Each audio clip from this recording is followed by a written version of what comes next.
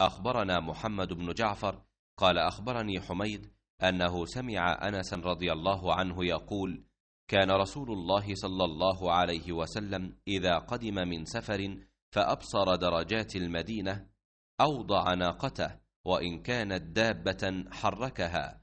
قال أبو عبد الله: زاد الحارث بن عمير عن حميد: حركها من حبها.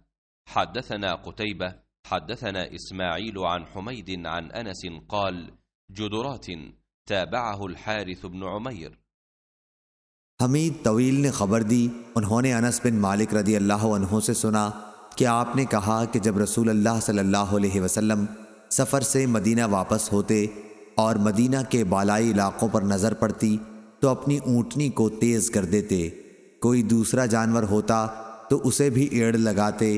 अबू अब्दुल्लाह इमाम बुखारी ने कहा कि हारिस बिन उमैर ने हमीद से ये तलफ़ुज़ ज़्यादा किए हैं कि मदीना से मोहब्बत की वजह से सवारी तेज़ कर देते थे। सही बुखारी हदीस नंबर 1802।